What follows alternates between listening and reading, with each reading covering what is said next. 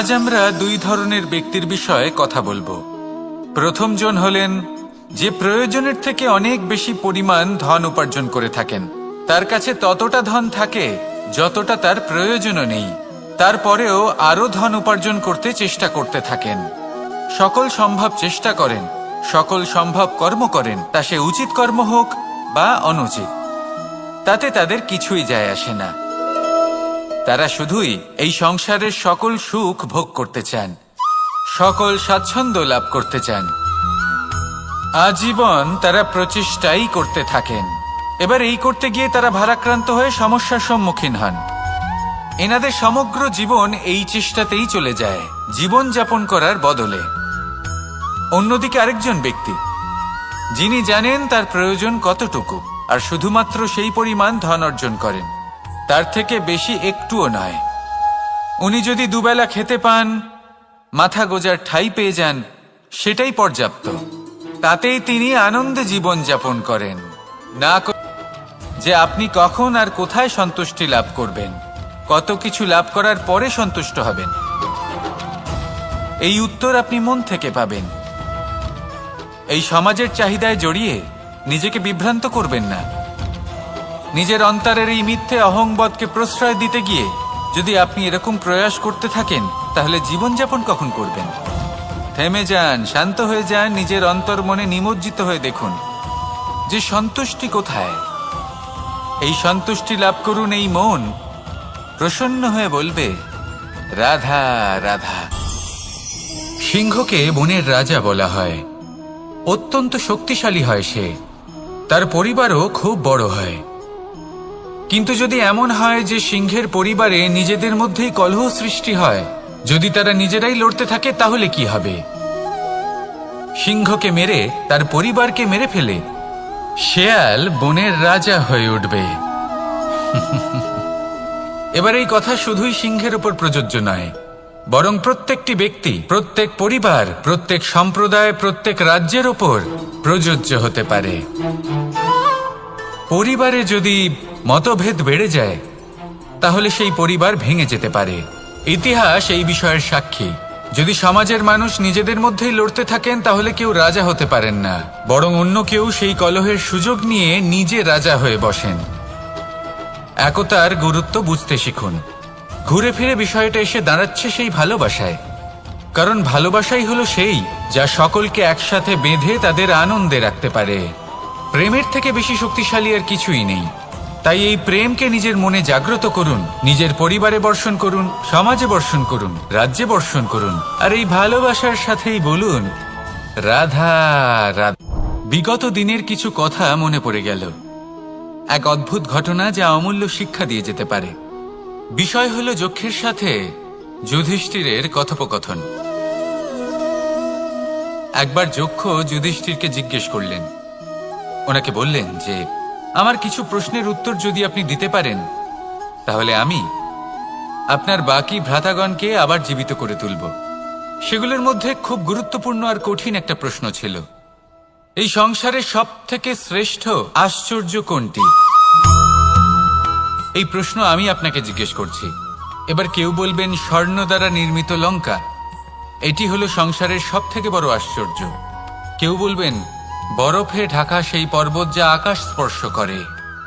কেউ বলবেন সেই সমুদ্র যার গভীরতা মাপা অসম্ভব ব্যাপার। কেউ বলবেন সেই বায়ু যা আমরা দেখতে পাই না, কিন্তু তা আমাদের জীবন দান করে।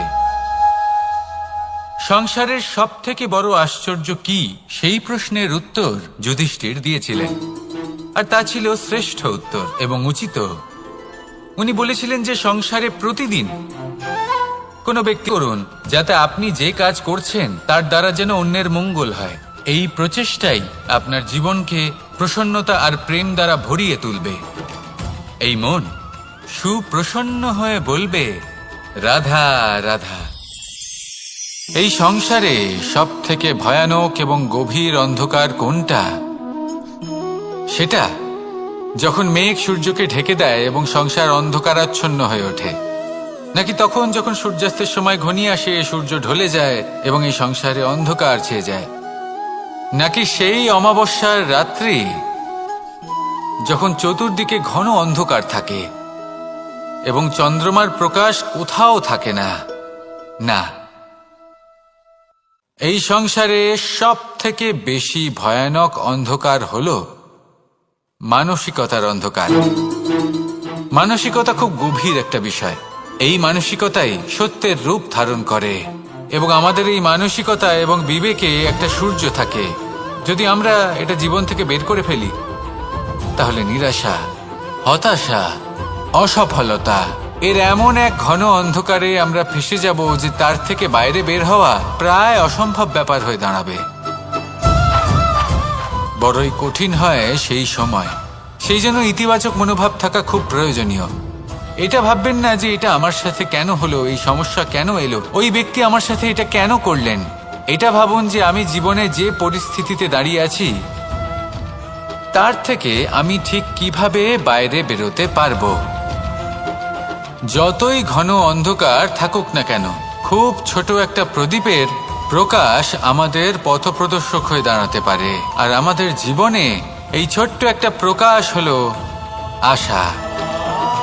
এই আশার একটি কিরণ আমাদের অত্যন্ত গাঢ় অন্ধকারেও পথ দেখাতে পারে। তাই এই আশাকে সবসময় মনে প্রজ্বলিত করে রাখুন। গাঢ় থেকে গাঢ় অন্ধকারের সাথে, কঠিন থেকে কঠিনতর সমস্যার সাথে লড়াই করুন, সামনে এগিয়ে চলুন আর আমার সাথে ভালোবেসে বলুন, রাধা রাধা। পায়েস হলো আমার বিশেষ প্রিয়। এর মধুর স্বাদ মনকে প্রফুল্ল করে তোলে।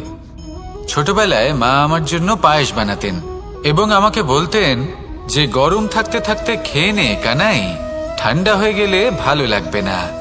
কিন্তু আমিও দুষ্টু ছিলাম। ঠান্ডা হওয়া পর্যন্ত অপেক্ষা করতাম আর ঠান্ডা হয়ে যাবার পরে মার কাছে যেতাম আর ওনাকে বলতাম যে মা, পায়েস তো ঠান্ডা হয়ে গেছে, এটা গরম করে দিন। তখন মা হাসতেন আর বলতেন যে পায়েস না হয় আমি আবার গরম করে দেব কানাই, কিন্তু এর মধুর স্বাদ, সেই মিষ্টত্ব, সেই সুবাস, সেটা আবার ফিরে আসবে না। কথাটা সত্যি। আর এই সত্যটাই আমাদেরও জীবনের সত্য। আমাদের জীবনের মধুর সম্পর্কগুলি, এতে যখন কটুভাব প্রবেশ করে তখন সেই মিষ্টত্ব ফিরিয়ে আনা প্রায় অসম্ভব ব্যাপার হয়ে যায়। আপনি চেষ্টা করে সেই সম্পর্ক ঠিক করতেই পারবেন, তার জন্য অগাধ পরিশ্রম করতে হবে, কিন্তু আবার সেই মিষ্টত্ব কখনো ফিরে আসবে না। সেই জন্য আপনার জীবনের যে মধুর সম্পর্ক আছে, যতটা সম্ভব চেষ্টা করুন তাতে মিষ্টত্ব বজায় রাখতে। কটুভাব আসতে দেবেন না। আসুন আর আমার সাথে মধুর স্বরে বলুন, রাধা রাধা। আমরা সবাই জীবনে সুখ লাভ করতে চাই। শুধু জীবনে কেন, জীবনের পরেও আমরা সুখ লাভ করতে চাই। আমরা সকলে স্বর্গের কামনা করি। কিন্তু খুব সহজ একটা কথা, যদি আপনি স্বর্গ লাভ করতে চান তাহলে প্রথমে মৃত্যু লাভ করতে হবে। আপনি যদি প্রাণই না দেন তাহলে আপনি স্বর্গ লাভ কিভাবে করবেন, তাই না? শুধু এই ছোট্ট একটা বিষয় দ্বারা আমরা জীবনে অনেক কিছুই শিখতে পারি। যদি আপনার কোনো লক্ষ্য থাকে, কোনো মনোবাঞ্ছিত স্থান থাকে, কোনো বড় কাজ আপনি করতে চান, তাহলে সেই সবই হবে। কিন্তু শুধুমাত্র কামনা করলে হবে না, আপনাকে কর্ম করতে হবে, নিরন্তর প্রয়াস, পরিশ্রম, পথ খুঁজতে হবে, সামনে অগ্রসর হতে হবে। কখনো অসফল হলে তার কারণ খুঁজতে হবে, বিপদের সম্মুখীন হতে হবে, অন্তর থেকে নিজের শক্তি বাড়িয়ে তুলতে হবে। তবেই আপনি নিজের লক্ষ্য লাভ করতে পারবেন, মনোবাঞ্ছিত স্থান পাবেন। মহানদী গঙ্গা একটি বিন্দু দ্বারা শুরু হয়, ধীরে ধীরে অগ্রসর হয়। কোনো পাথরে ধাক্কা খেলেও সে থামে না, বরং এগোতেই থাকে। তারপরেই সে মহান নদী গঙ্গা হয়ে উঠতে পারে। পরিশ্রম করুন, লক্ষ্য লাভ করুন, আর আমার সাথে ভালোবেসে বলুন, রাধা রাধা। এগুলো হলো নিম পাতা। যদি এগুলো চেখে দেখেন তাহলে মুখ বিকৃত হবে। এগুলো কি তেঁতো খেতে, হে নারায়ণ!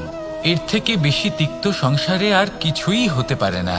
হয়তো আপনি এগুলো ফেলেও দেবেন, কিন্তু যদি এই স্বাদের ঊর্ধ্বে উঠে এই নিমের বিষয়ে আপনারা জানতে চেষ্টা করেন, তাহলে আপনি জানতে পারবেন যে এই নিম কতটা বেশি গুরুত্বপূর্ণ, কত গুরুত্বপূর্ণ ওষুধ, আর আমাদের শরীরের জন্য কতটা বেশি লাভজনক।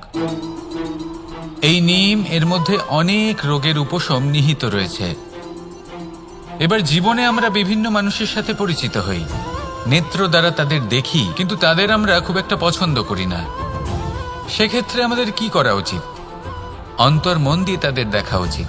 ওনাদের রূপ রং নয়, ওনাদের ব্যবহার, ওনাদের গুণাবলী দেখা উচিত। কারণ হতে পারে ঠিক যেমন নিম পাতা বাস্তবে খুব তেঁতো কিন্তু আমাদের শরীরের পক্ষে লাভজনক, সেইভাবেই এইসব মানুষ যাদের দেখলে আমাদের ভালো লাগে না, যাদের রূপ রং আমাদের পছন্দ হয় না, হয়তো সেই মানুষগুলোই আমাদের জীবনকে পূর্ণরূপে পাল্টে দিতে পারেন। হতে পারে তাদের মধ্যে এমন ক্ষমতা রয়েছে, আমাদের সুখ, শান্তি, প্রেরণা প্রদান করতে পারেন, আমাদের দুঃখ হরণ করতে পারেন, আমাদের পথ দেখাতে পারেন। সেই জন্য যখনই কোনো ব্যক্তিকে দেখবেন, চর্মচক্ষু নয় অন্তর্মন দিয়ে দেখবেন, রূপ রং নয় গুণাবলী দেখবেন, মানুষকে আরো ভালোভাবে বুঝতে পারবেন, আর এই মন প্রসন্ন হয়ে বলবে রাধা রাধা। আপনি কখনো মাখনের হাঁড়ি ভেঙেছেন? কত আনন্দ পাওয়া যায়। এই মাখনের হাঁড়ি ভাঙলে পুরো মাখন আমাদের গায়ে এসে পড়ে আর মন উচ্ছ্বসিত হয়ে ওঠে। কিন্তু তার জন্য বালগোপালদের কত চেষ্টা করতে হয় সেটা কখনো ভেবে দেখেছেন? প্রথমে বড়ই পরিশ্রম করে একের ওপর এক সাবধানে ওপরে চড়তে হয়, তারপরে ভারসাম্য বজায় রাখতে হয়, পড়ে গেলে হবে না। তারপর এই হাতের দ্বারা সেই মাখনের হাঁড়ি ভাঙতে হয়, তখন মাখন পড়ে।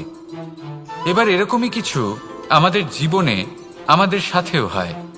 এবার আপনি বলবেন যে মাখনের হাঁড়ি ভাঙার এই প্রক্রিয়া, তার সাথে জীবনের কি সম্পর্ক থাকতে পারে? আসলে আমাদের মনের মাঝেও একটা হাঁড়ি রয়েছে, অহংকারের হাঁড়ি। আর এই অহংকারের হাঁড়ি যখন ভেঙে যায়, তখন প্রসন্ন হবার আনন্দ চতুর্দিকে ছড়িয়ে পড়ে। এই মন, এই আত্মা, এই দুই প্রসন্ন হয়ে যায়।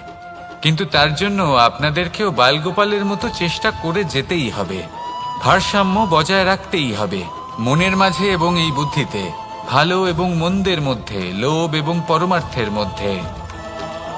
আর তারপর নিজে হাতে অহংকারের এই হাঁড়ি ভেঙে দিতে হয়। দেখুন, যদি ঈশ্বরের সঙ্গ লাভ করতে চান তাহলে অহংকারের এই হাঁড়ি ভাঙতেই হবে। আসুন আর আমার সাথে ভালোবেসে বলুন রাধা রাধা।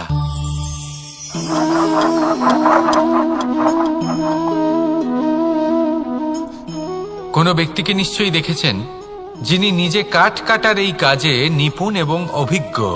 এবার আপনারা দেখবেন যে তার মনোযোগ সমস্ত কাঠের ওপর থাকে না, তার মনোযোগ থাকে শুধুমাত্র একটা কাঠের ছোট্ট একটি অংশের ওপর, যেখান থেকে তার টুকরো করা হচ্ছে।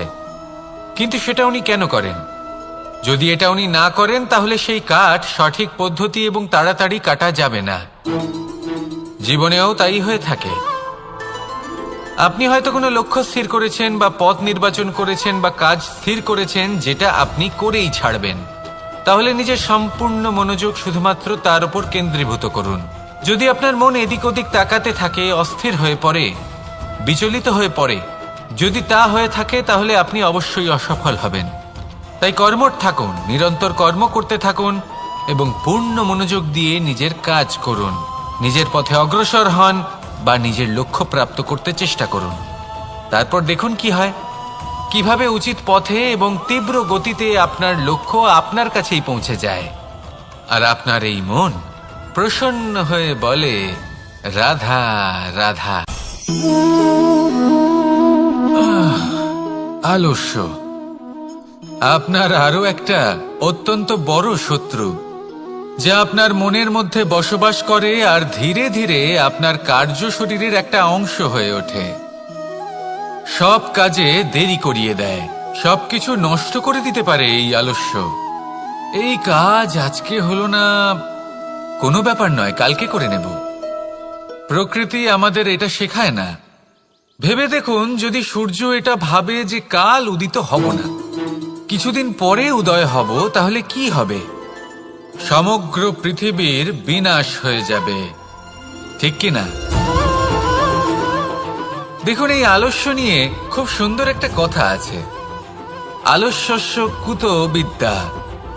অর্থাৎ যিনি অলস হয়ে বসে থাকেন তিনি বিদ্যা লাভ করেন না, জ্ঞান লাভ করেন না, আর জ্ঞান না থাকলে তিনি ধন অর্জন করতে পারেন না। তার জীবনে সুখ স্বাচ্ছন্দ্যের অভাব থাকে, বন্ধুর অভাব থাকে। যেখানে সুখ স্বাচ্ছন্দ্য নেই, মিত্র নেই, আপনজন নেই, জ্ঞান নেই, সেখানে আনন্দ কিভাবে বাস করতে পারে? সেই জন্য কথায় আছে, যিনি কর্ম করেন তিনি এই সংসারে যে কোনো সুখ স্বাচ্ছন্দ্য ভোগ করতে পারেন। তাই কর্ম করুন, সময়কে সম্মান করুন, আর এই আলস্যের উপর বিজয় লাভ করুন। আর আমার সাথে ভালোবেসে বলুন, রাধা রাধা। সাফল্য এবং অসফলতা, মানুষের জীবন এই দুই চাকার ওপরই দাঁড়িয়ে থাকে, এর আশেপাশেই ঘুরতে থাকে। তাই সাফল্য এবং অসফলতা অত্যন্ত লাভদায়কও হতে পারে, আবার অত্যন্ত ক্ষতিকারকও হতে পারে, নির্ভর করছে মানুষের উপর। যদি কথা বলা হয় সাফল্যের, তাহলে যখনই সাফল্য আসে তখন সেই সাফল্য তার মাথায় চড়ে বসে। তিনি নিজের পথ থেকে সরে যান, লক্ষ্যভ্রষ্ট হয়ে যান, অনুচিত কাজের দিকে অগ্রসর হয়ে পড়েন, বিনাশের দিকে অগ্রসর হয়ে পড়েন। কিন্তু সেই সাফল্য যদি মাথায় চড়তে না দিয়ে মনের মাঝে বাস করে, তাহলে সে নিজের সাফল্য অনুভব করতে পারবে, নিজের কর্তব্য অনুভব করতে পারবে, ভাববে যে কিভাবে এই সাফল্য দ্বারা সমাজের কিছু মঙ্গল করা যেতে পারে, আর সেই সাফল্যই তার জন্য বরদান হয়ে যাবে। এবার যদি কথা বলি অসফলতার, তাহলে যখনই অসফলতা আসে তখন মানুষ তাতে মন খারাপ করে বসেন, দুঃখী হয়ে পড়েন, হেরে গেছেন বোধ করেন, জীবনের সামনে অগ্রসর হওয়ার সাহস করতেই পারেন না। তার কি করা উচিত? তার মন থেকে না ভেবে মস্তিষ্কের দৃষ্টিভঙ্গি দিয়ে ভেবে দেখা উচিত যে আমি এমন কি করলাম যাতে আমি অসফল হলাম। নিজেকে শুধরে নেওয়া উচিত। তখন এই অসফলতা মানুষের কাছে আশীর্বাদ প্রমাণিত হবে, আর পরের বার তিনি অবশ্যই সফলতা লাভ করবেন। তাই মনে রাখবেন, সাফল্য এবং অসফলতা আপনার জন্য লাভদায়কও হতে পারে, ঘাতকও প্রমাণিত হতে পারে, বিধ্বংসীকারীও হতে পারে। তা নির্ভর করছে আপনার উপর যে আপনি মস্তিষ্ক দিয়ে দেখতে চান নাকি হৃদয় দিয়ে দেখতে চান। শেষ পর্যন্ত সিদ্ধান্ত আপনারই। আসুন আর আমার সাথে ভালোবেসে বলুন, রাধা রাধা। এই সংসারের আরম্ভ থেকে এখনো পর্যন্ত এবং ভবিষ্যতেও একটা যুদ্ধ আছে, যা হয়ে চলেছে, চলতেই থাকবে। পাপ এবং পুণ্যের মধ্যে যুদ্ধ, সত্য এবং অসত্যের মধ্যে যুদ্ধ। এই যুদ্ধ চলেই আসছে, আর এই যুদ্ধে যারা লড়েন তাদের আমরা সবসময় জয় জয়কার করি। আর যারা এই জয় জয়কার করেন তাদের প্রত্যেকের একটা বিশেষ গুরুত্ব থাকে। যখনই কোনো যোদ্ধা যুদ্ধক্ষেত্রে ক্লান্ত হয়ে পড়ে, শক্তিহীন হয়ে পড়ে, তখন এরা জয় জয়কার করে, শঙ্খ বাজাতে থাকে, সেই যোদ্ধাকে অনুপ্রেরিত করে, শক্তি এবং সাহসে ভরিয়ে তোলে, আর তখন সেই যোদ্ধা সেই যুদ্ধকে এগিয়ে নিয়ে যেতে পারে। যখন শ্রীরাম লঙ্কা যাত্রা করার জন্য সেতু তৈরি করছিলেন, তখন একটা ছোট্ট মিষ্টি কাঠবিড়ালি নিজের মুখে মাটির টুকরো বয়ে নিয়ে গিয়ে তার সাধ্যমতো তাকে সাহায্য করছিল। শ্রীরাম দেখলেন এবং বললেন যে ও তো সবার মনোবল বৃদ্ধি করছে, সবাইকে প্রেরিত করছে। ও বলল যে আমি এত ছোট হয়েও যদি এই কাজ করতে পারি, তাহলে আপনারা সবাই কেন পারবেন না? এটাই হলো সেই সকলের মাহাত্ম্য, যারা জয় জয়কার করেন, অনুপ্রেরিত করেন, সাহস যোগান। ওনারা সেই ব্যক্তি যারা একজন যোদ্ধার মধ্যে যুদ্ধকে জয় করার শক্তি প্রদান করেন। আসুন আমার সাথে ভালোবেসে বলুন, রাধা রাধা। সংসারে আমাদের জীবনে যখন কোনো সুখ বা দুঃখ আসে, তার জন্য আমরা কাউকে না কাউকে অবশ্যই দায়ী করে থাকি, তাই না? এই ব্যক্তি আমাদের সাথে এরকম কাজ করেছেন, তাই আমার সাথে এমন হলো। ওই ব্যক্তি যদি এমনটা না করতেন, তাহলে আজ আমি ওই স্থানে পৌঁছতে পারতাম। সবই আপনার দৃষ্টিভঙ্গির ওপর নির্ভরশীল। আর যদি আপনার দৃষ্টিভঙ্গি এমন হয় তাহলে তা অনুচিত। সত্যি কথা বলতে এই সংসারে ভিন্ন ভিন্ন ধরনের মানুষ আছে। এটা আপনার ওপর নির্ভর করছে কিভাবে তাদের স্বাগত জানাবেন। একবার ভাবুন, আমি আমার দুটো হাত সামনে নিয়ে এলাম, দুটো মুঠো খুলে দিলাম। দুই প্রকারের মানুষ আসবেন, কিছু না কিছু দিয়ে যাবেন। এই মুঠো যদি আমি বন্ধ করে দিই তাহলে না কেউ আমাকে কিছু দিতে পারবে, না আমার কিছু যাবে আসবে। নিশ্চয়ই বুঝতে পারছেন এই দুই ধরনের ব্যক্তি কারা এবং তারা কি দিয়ে যান। আমি যদি নিজের মুঠো খুলে দিই তাহলে কিছু ভালো মানুষ আসবেন, আমাকে আনন্দ, সন্তুষ্টি, জ্ঞান প্রদান করে যাবেন, ভালো অভিজ্ঞতা দিয়ে যাবেন। কোনো খারাপ ব্যক্তি যদি আসেন তাহলে তিনিও খারাপ অভিজ্ঞতা দেবেন, যার থেকে আমি শিক্ষা লাভ করব। এই সব কিছু আমি লাভ করতে পারি। মুঠো যদি বন্ধ করে রাখি তাহলে আমি কিছুই পাবো না। দেখুন, এই সংসারে প্রত্যেকের জীবন এইরকম। প্রত্যেকের জীবনে সবকিছুই আছে, ভালো খারাপ দুই মানুষই আছে, ভালো অভিজ্ঞতা আছে, খারাপ অভিজ্ঞতা আছে। নির্ভর করছে আপনার উপর যে আপনি কি করবেন, এনাদের স্বাগত কিভাবে জানাবেন, কার থেকে কি বুঝবেন, কি শিখতে পারবেন, আর কোন দৃষ্টিভঙ্গি নিয়ে অগ্রসর হবেন।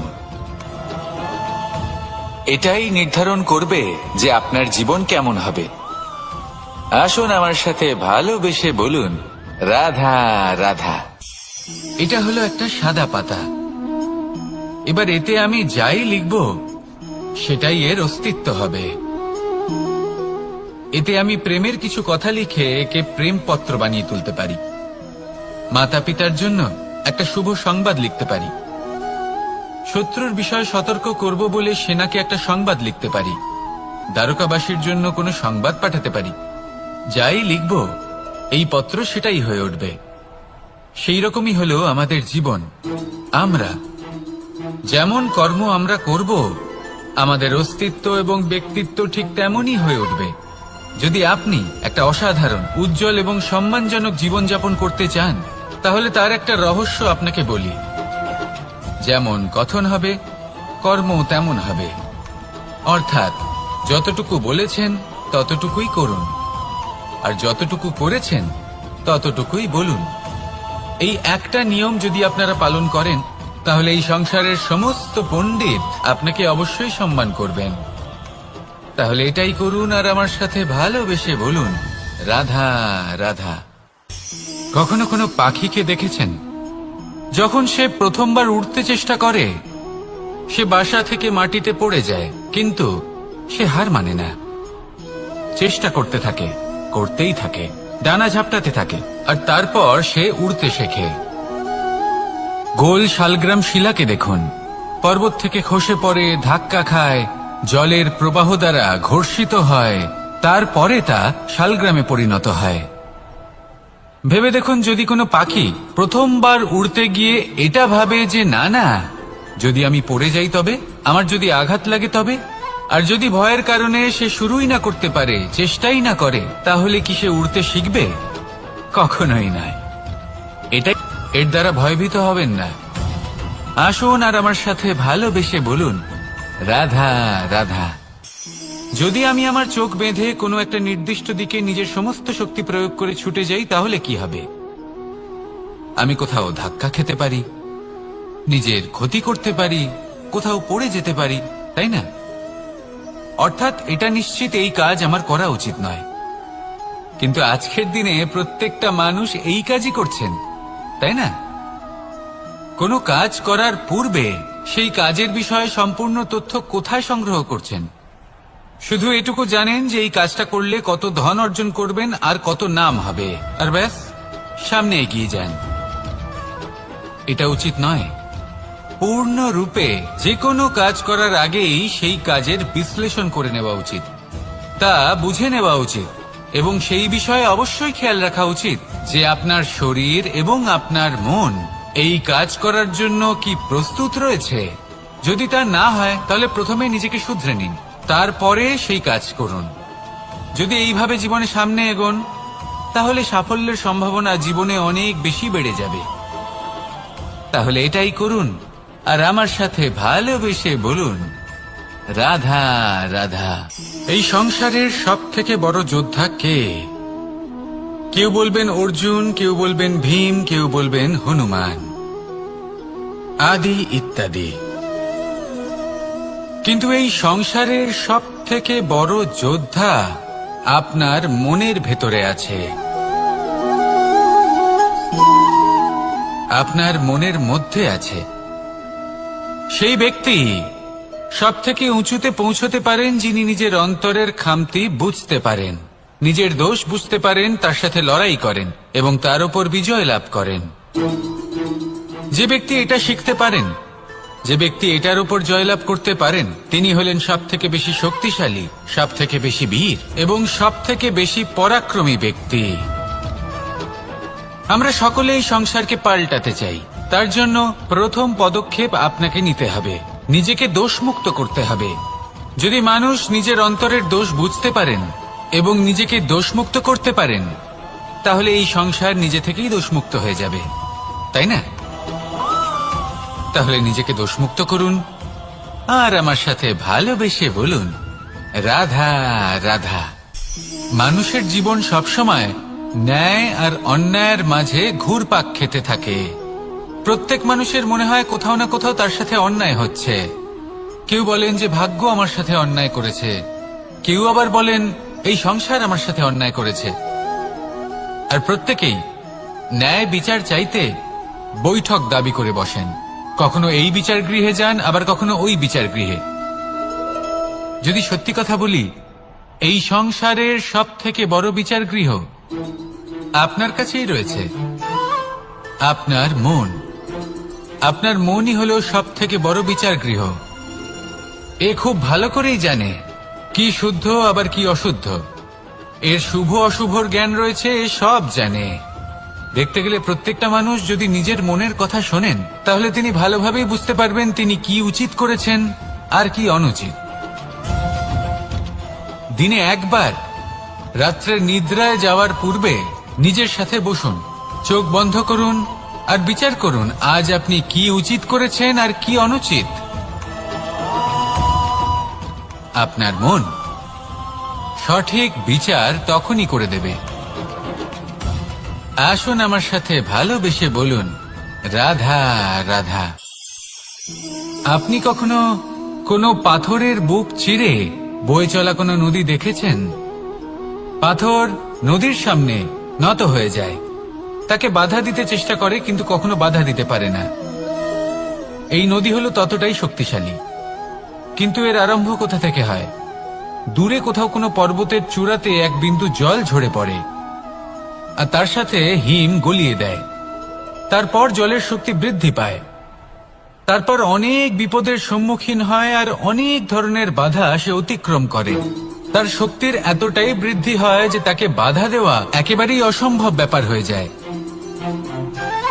দেখুন, নদী তো মহান বটেই, কিন্তু তাকে মহান করে তুলেছে কে? সেই সকল বিপদ যার থেকে ও কখনো পালায়নি। সেইভাবেই আমাদেরও বিপদ থেকে পালিয়ে গেলে হবে না, তার সম্মুখীন হতে হবে সাহসের সাথে, পূর্ণ শক্তি প্রয়োগ করে। তবেই আমরা শিখতে পারবো, তবেই আমরা সামনে এগোতে পারবো। যদি আপনি জীবনে কুন্দন হয়ে উঠতে চান, তাহলে জ্বলন সহ্য করতেই হবে। আসুন আমার সাথে ভালোবেসে বলুন, রাধা রাধা। এ হলো গোলাপ ফুল। একে আমরা সকলেই চিনি। সমগ্র সংসার ভালোবাসে এই পুষ্পকে। এই ফুল দেখতেও সুন্দর। সবথেকে বেশি গুরুত্বপূর্ণ কথা হলো এর সুগন্ধ, যা দূর দূরান্ত থেকে ব্যক্তিদেরকে আকৃষ্ট করে। এই সুন্দর পুষ্প একটু মন দিয়ে দেখলেই দেখা যায় এর নিচে কাঁটা রয়েছে। এই সংসার বলে, এ প্রকৃতির কেমন রচনা, এত কোমল পুষ্প, এটা কি তীক্ষ্ণ কাঁটা সহ প্রস্ফুটিত হয়? এটাই হলো জীবনের সত্য। আমাদের অন্তরের সদ্গুণ, সেগুলিও এই ফুলের মতোই সুন্দর। সংসার এর সৌন্দর্য দেখতে পায়, এর সুগন্ধ চতুর্দিকে ছড়িয়ে পড়ে। কিন্তু এই সদ্গুণ জাগ্রত করে তোলার জন্য কঠোর পরিশ্রম করতে হয়, প্রতিনিয়ত চেষ্টা করে যেতে হয়। তাই জন্য যদি আপনি জানেন আপনার পথ উচিত, কিন্তু তা কাঁটায় পরিপূর্ণ, তাহলে থামবেন না, চলতে থাকুন। একবার যদি অন্তরের সদ্গুণ জাগ্রত হয়, তাহলে এই সংসারের সৌন্দর্য দেখবে আর সুগন্ধে আকর্ষিত হয়ে আপনার কাছে আসবে। এই মন, এই জীবন প্রসন্ন হয়ে বলবে, রাধা রাধা। মোহনের বাঁশির এই সুর, এই সঙ্গীত কার না পছন্দ হয়, সবারই খুব ভালো লাগে। এবার এই সুর আসে কোথা থেকে? কেউ বলবেন কৃষ্ণের হৃদয় থেকে। সত্য কথা, এই সুর হৃদয় থেকে নির্গত হয় এবং প্রকট হয় এই বাঁশি থেকে।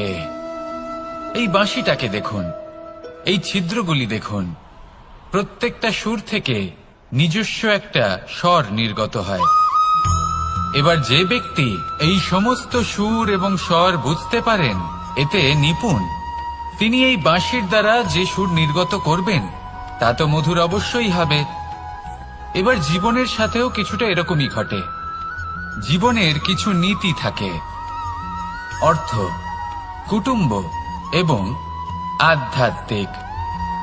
যদি জীবনের প্রত্যেকটা মুহূর্ত সুখময় হয় এরকম আপনি চান, তাহলে এই তিনটি নীতিতে আপনাকে নিপুণ হতে হবে। কোনো একটি বিশেষ নীতির প্রতি যদি আপনি বেশি ঝুঁকে পড়েন, তাহলে বাকি দুই নীতি থেকে যা সুখ লাভ করা সম্ভব তা পারবেন না। ধন অর্জন করতে হবে পরিবারের জন্য, পরিবারের সুখ মনের শান্তির জন্য, মনে শান্তির প্রয়োজন মনের শুদ্ধতার জন্য। যখন এই মন শুদ্ধ হবে, জীবন শুদ্ধ হবে, পবিত্র হবে, সুন্দর হবে এবং ভালোবেসে বলবে, রাধা রাধা। জল, এ হলো জীবনের আধার পঞ্চতত্ত্বের মধ্যে একটি, আর অত্যন্ত বিশেষ। এর থেকে অনেক বড় শিক্ষা পাওয়া যায়। এই জল, গন্তব্যের বিষয়ে এর স্পষ্ট ধারণা আছে। ও জানে ওর লক্ষ্য কি, আর প্রয়াস করে ততদূর সে পৌঁছেও যায়।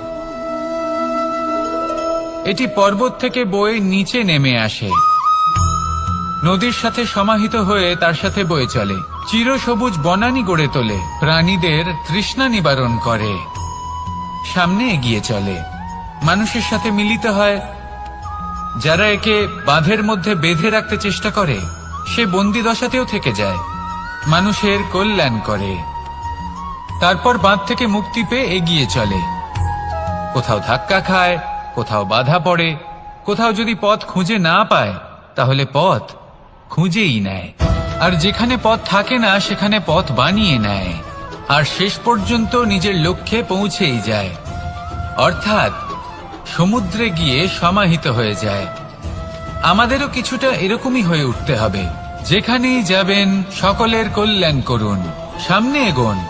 আপনি কোথাও পড়ে গেলে, ধাক্কা খেলে আঘাত লাগবেই, উত্থান পতন লেগেই থাকে। সামনে এগোতে থাকুন। কোথাও পথ না পেলে তা খুঁজে নিন, কোথাও পথ না থাকলে তা বানিয়ে নিন। নিজের গন্তব্যের কথা সব সময় মনে রাখুন। শেষ পর্যন্ত নিজের মোক্ষ লাভ আপনি অবশ্যই করবেন। আর আমার সাথে ভালোবেসে বলুন, রাধা রাধা। জীবনের প্রত্যেক মুহূর্ত আমাদের কিছু না কিছু শিক্ষা দেয়, নির্ভর করছে আমাদের দৃষ্টিভঙ্গির উপর। যেমন নদী হলো আমার অত্যন্ত প্রিয়, নদীতে ভ্রমণ করতে আমার খুব ভালো লাগে। কি বলেন? নদীতে সবসময় নতুন কিছু থাকে, ও পুরনো কিছুই নিয়ে বসে থাকে না, সব সময় প্রবাহমান, কখনো থামে না। ততক্ষণ থামে না যতক্ষণ না সাগরে গিয়ে সমাহিত হচ্ছে। ঠিক এইভাবেই আমাদেরও উচিত নিজের জীবন অতিবাহিত করা, নদীর মতো। প্রত্যেক মুহূর্ত নতুন, তাই সেইভাবেই জীবন যাপন করুন। পুরনো কিছুই একত্রিত করে রাখবেন না, বিগত স্মৃতির মাঝে নিজেকে হারিয়ে ফেলবেন না। এই যে বর্তমান, এই যে মুহূর্ত, সেটাই হলো সর্বশ্রেষ্ঠ। এর মাঝেই জীবন যাপন করুন, নদীর মতো প্রবাহমান হতে শিখুন। আপনি শিখে গেলে তাহলে মনে রাখবেন, আমার আপনার মাঝে বিচরণ করতে বড়ই ভালো লাগবে। যে ব্যক্তি আনন্দের সাথে জীবনের প্রত্যেকটা মুহূর্ত অতিবাহিত করে কোনো চিন্তা ছাড়াই প্রবাহমান হয়, কখনোই থামে না, যতক্ষণ না মুক্তি লাভ করছেন, এমন ব্যক্তির মধ্যেই রাধাকৃষ্ণ বসবাস করেন। তাহলে আসুন আমার সাথে ভালোবেসে বলুন, রাধা। সব থেকে গুরুত্বপূর্ণ তত্ত্ব কোনটা? প্রথম হলো সময়। জন্ম থেকে মৃত্যু পর্যন্ত এই যে সময়, এটাই তো হলো জীবন। দ্বিতীয় হলো জীবন, যাতে আমরা সময়ের সদ্ব্যবহার করি, শ্রেষ্ঠ থেকে শ্রেষ্ঠতর কাজ করার চেষ্টা করি। বহু বছরের এই পরম্পরা, এই সংস্কৃতিকে এগিয়ে নিয়ে যাওয়ার চেষ্টা করি। এই সংসারে আমরা অংশগ্রহণ করতে চেষ্টা করি। তৃতীয় হলো ধন, সেই ধন যা প্রত্যেক ব্যক্তি অর্জন করতে চেষ্টা করেন। এবার এই তিনটি তত্ত্বের মধ্যে একটা সামঞ্জস্য আছে, সমান ব্যাপার আছে। সে ধনই হোক বা সময় হোক বা হোক জীবন। আর সেই সমান ব্যাপার হলো যে যদি আপনি এটা গণনা করতে থাকেন তাহলে তা কমতে থাকে, যদি আপনি এটা ব্যবহার করেন তাহলে তা বাড়তে থাকে। একে সংগঠিত করে রাখতে চেষ্টা করলে এ হাত থেকে ফসকে যায়, কিন্তু যদি আপনি একে সামলে রাখতে শিখে যান তাহলে এমন কাজ করবেন যাতে সংসারের সাথে সাথে পরবর্তী প্রজন্ম লাভবান হবে। যদি কিছু শিখতে চান তাহলে সামলাতে শিখুন, গণনা করা বা সংগঠিত করা নয়। আসুন আর আমার সাথে ভালোবেসে বলুন, রাধা রাধা। এই জীবনে আমাদের দুজন সঙ্গী, এক হলো অন্ধকার আর এক হলো প্রকাশ। এবার যখন এই অন্ধকারে আমরা প্রদীপ জ্বালাই, সেই প্রকাশের জন্য অন্ধকার আমাদের উপর রুষ্ট হয়ে চলে যায়। এবার যদি অন্ধকারকে খুশি করতে যাও তাহলে প্রকাশ আমাদের উপর রুষ্ট হয়ে চলে যায়। এ হলো ঠিক সেই পরিস্থিতি যে আমাদের দুই বন্ধু, তাদের মধ্যে সদ্ভাব নেই। যদি কোনো একজনের মান ভাঙাতে বা খুশি করতে যাও তাহলে দ্বিতীয়জন অবশ্যই রুষ্ট হয়। সেই অবস্থায় আপনাকে বোঝদারের মতো কাজ করতে হবে, যে কখন কাকে সমর্থন করতে হবে, কখন কার সাথে চলতে হবে। যদি পারেন তাহলে সকলকে একসাথে নিয়ে চলবেন।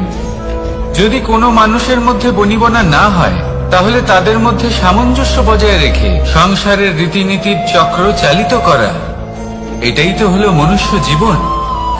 এবার এটা কিভাবে করা সম্ভব? শুধুমাত্র প্রেমের দ্বারা।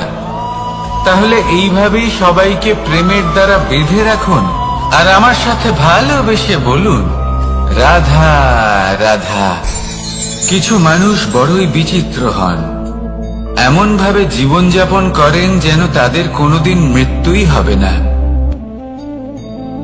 নিজেদের অহংকারের বশে একটা কথা ভুলে যান, যে যতই তারা নিঃশ্বাস নিচ্ছেন, যতই তারা জীবনযাপন করছেন, ততই তারা মৃত্যুর দিকে এগিয়ে চলেছেন। কারণ আমাদের এই জীবন তার নিঃশ্বাসের উপর নির্ভরশীল। নিঃশ্বাস চলছে মানে জীবন চলছে। নিঃশ্বাস যদি থেমে যায় তাহলে জীবনও থেমে যাবে। আমাদের জীবনের প্রদীপ যে কোনো মুহূর্তে নিভে যেতে পারে, আর কত সময় বাকি রয়েছে সেই বিষয়ে আমাদের কোনো ধারণাই নেই। তাই যে মুহূর্ত আমরা এখন যাপন করছি সেটার সদ্ব্যবহার করে নেওয়া যাক, কোনো শুভ কর্ম করে নেওয়া যাক, এমন কোনো কর্ম যার দ্বারা আমাদের ব্যক্তিত্বতে এমন এক চমক আসে যে আমাদের মৃত্যুর পরেও এই সংসার আমাদের চিরস্মরণীয় করে। কারণ একটা কথা ঠিক, মৃত্যু হলো একটা অটল সত্য, তাকে মেনে নিতেই হবে, স্মরণীয় করে রাখতেই হবে। যে সময় আছে তার সদ্ব্যবহার করুন আর আমার সাথে ভালোবেসে বলুন, রাধা রাধা। এই সংসারের সব থেকে বড় সুখ কি? কেউ বলবেন নিজের লক্ষ্য প্রাপ্ত করা, কেউ বলবেন ধন উপার্জন করা, কেউ বলবেন নিদ্রাই সব থেকে বড় সুখ, কেউ বলবেন রাজ্য লাভ করা, আবার কেউ বলবেন মাতার হাত থেকে খাবার খাওয়া, আদি ইত্যাদি। কিন্তু যদি সত্যি কথা বলি, এই সংসারের সব থেকে বড় সুখ হল সেবা করা। কখনো কাউকে সেবা করে দেখুন। এই সেবা দ্বারা অন্য কোনো মানুষের আশীর্বাদ লাভ করাতেই সুখ রয়েছে। আপনার সেবা ভাব দ্বারা যখন কোনো মানুষ নিজের অন্তরাত্মা থেকে আপনাকে আশীর্বাদ করে, তার থেকে বড় সুখ আর কিছুই নেই। কারণ প্রত্যেক মানুষের মধ্যে ঈশ্বর বাস করেন। নরের সেবাই হলো নারায়ণের সেবা। নিষ্কাম সেবা করাই হলো সব থেকে বড় সুখ। তাই নিজের অন্তরে সেবার এই ভাব জাগ্রত করুন। যে সুখের কথা আমি বলছি, সেই সুখ অনুভব করেই দেখুন। এই মন সুপ্রসন্ন হয়ে বলবে, রাধা রাধা। মানুষের এই জীবন, মানুষ জন্ম নেয়, একটা নির্দিষ্ট সময়ের পরে এই সংসার ত্যাগ করে চলেও যায়। এবার শুধু এটাই আবশ্যক নয় যে এই জীবনকালকে আপনি যাপন করবেন, শুধু এটাই গুরুত্বপূর্ণ নয়। আবশ্যক এবং গুরুত্বপূর্ণ হলো এটা যে এই জীবনকালে আপনি এমন কিছু করেন যাতে এই সংসারের মঙ্গল হয়, যাতে এই সংসার আপনাকে মনে রাখে, আপনার থেকে প্রেরিত হয়, আপনার মতো হতে চায়। প্রত্যেক বছর আপনার জন্মতিথির অপেক্ষা করে, এমন ভাবে আপনার জন্মদিন পালন করে যাতে সেটা মহোৎসবের আকার ধারণ করে। এবার এই জন্মদিন এমনি এমনি মহোৎসবে পরিণত হয় না। তখন হয় না যখন কোনো ব্যক্তি রাজার রূপে বা কোনো গোয়ালার রূপে জন্মগ্রহণ করে। তখন পরিণত হয় যখন একজন মানুষ জন্মগ্রহণের পরে এই সংসারকে কোনো শিক্ষা দিয়ে যান। কিভাবে একজন মানুষ গোয়ালা থেকে রাজা হতে পারে, কিভাবে একজন মানুষ অসত্য থেকে সত্যের পথে চলতে শুরু করেন, অধর্ম থেকে ধর্মের পথে চালিত হতে পারেন, কিভাবে অন্ধকার থেকে প্রকাশের দিকে যেতে পারেন, কিভাবে নিজের আত্মাকে পরমাত্মার সাথে মিলিত করতে পারেন। তা সে রামনবমী হোক বা জন্মাষ্টমী হোক, তাদের জীবনের সাথে জড়িত প্রত্যেক মুহূর্ত একটা পরবের আকার ধারণ করে। তাহলে আপনিও এইভাবে নিজের জীবন যাপন করতে থাকুন। এই সংসারে শুধু ভালোবাসা বিতরণ করুন, কিছুটা এমন ভাবে বিতরণ করুন যাতে আপনি এই সংসার থেকে চলে যাওয়ার পরেও এই সংসারে আপনি শুধুই ভালোবাসা বিতরণ করতে পারেন। যদি আপনি এরকম করেন, সংসারকে প্রেরণা দেন, তাহলে আপনার জীবনও রাধা কৃষ্ণের প্রেমের মতোই অলৌকিক এবং দৈব হয়ে উঠবে। আসুন আর আমার সাথে ভালোবেসে বলুন, রাধা রাধা। আপনি এটা শুনে থাকবেন যে ছোট্ট একটা বালক, সে ঈশ্বরের প্রতিরূপ হয়। কিন্তু এমন কেন বলা হয় তা কি আপনি কখনো ভেবে দেখেছেন? আমি আপনাকে বলছি। কোন একটা ছোট্ট বালককে দেখুন, সে কি করে? সকলকে সমান চোখে দেখে। ওর মনে না কোনো ছলনা রয়েছে, না কোনো কপটতা, না অহংকার রয়েছে, আর না কোনো বিষয় নিয়ে কোনো চিন্তা। সকলকে সে সমান চোখে দেখে আর নিজের মধ্যেই প্রসন্ন থাকে, সকল বিকার থেকে মুক্ত। এগুলোই তো সেই গুণ, সেই বালকের মধ্যে, যা হলো ঈশ্বর স্বরূপ। এবার ভেবে দেখুন, যদি প্রত্যেকটা মানুষ এই ছোট বালকের মতো সেই সব গুণ নিজের মধ্যে জাগ্রত করে তোলে, তাহলে কি হবে? তারাও ঈশ্বর তুল্য হয়ে উঠবে। তাই আপনিও এটাই করুন, নিজের মনকে বিকার মুক্ত করুন সেই ছোট্ট বালকের মতো। মনের মধ্যে না কোনো চিন্তা রাখবেন, না মোহ, না ক্রোধ, না কোনো রকমের ছলনা বা কপটতা। সবাইকে সমান চোখে দেখুন আর নিজের মনেই প্রসন্ন থাকতে শিখুন। এই মন প্রেমময় হয়ে বলবে, রাধা রাধা। মানুষের জীবন বড়ই বিচিত্র হয়। যেই মুহূর্তে জন্ম নেয় একটা প্রতিস্পর্ধায় প্রবেশ করতে থাকে। মানুষ জন্ম নেয় আর প্রতিস্পর্ধা শুরু হয়ে যায় ভাই এবং বোনের মধ্যে সর্বশ্রেষ্ঠ হবার, সবার থেকে এগিয়ে থাকার। তারপরে সে যায় গুরুকুলে। নিজের বন্ধুদের মধ্যে সর্বশ্রেষ্ঠ হওয়ার প্রতিস্পর্ধা শুরু হয়। এবার সেখান থেকে বাইরে বেরিয়ে সংসার জীবনে প্রবেশ করে ধন উপার্জনের প্রতিস্পর্ধা শুরু হয়। তা সে যুদ্ধই হোক বা কলা হোক, এই প্রতিস্পর্ধা কখনোই আমাদের পিছু ছাড়ে না। তাই যদি প্রতিস্পর্ধা করতেই হয়, তাহলে আমরা মানুষকে সাহায্য করার প্রতিস্পর্ধা কেন করব না? এমন এক প্রতিস্পর্ধা যাতে যে কেউ জিতুক বা যে কেউ হারুক না কেন, লাভ সকলের হবে। সকলের মধ্যে প্রেম বিতরণ করতে থাকুন, এইভাবেই আনন্দ বিতরণ করতে থাকুন। আর আমার সাথে ভালোবেসে বলুন, রাধা রাধা। দু রকমের প্রাকৃতিক বেগ থাকে। প্রথম হলো বর্ষা। যখন এর বর্ষণ হয় তখন মাটিকে শীতল করে নতুন ফসল ফলায়। আর দ্বিতীয় হয় পবন, যা আমাদের সর্বদা শ্বাসবায়ু প্রদান করে। অশান্ত এই মনকে শান্তি প্রদান করে, এই ক্লান্ত শরীরে স্ফূর্তি প্রদান করে। আমাদের জীবনে যত আবেগ আছে তা হয় বর্ষার মতো হওয়া উচিত, নয় হওয়া উচিত পবনের মতো। ক্রোধ, মতভেদ, বিবাদ এগুলো হওয়া উচিত বর্ষার মতো। অর্থাৎ কিছু সময় পরে যেন এরা নিজে থেকেই ছিন্ন ভিন্ন হয়ে চলে যায়।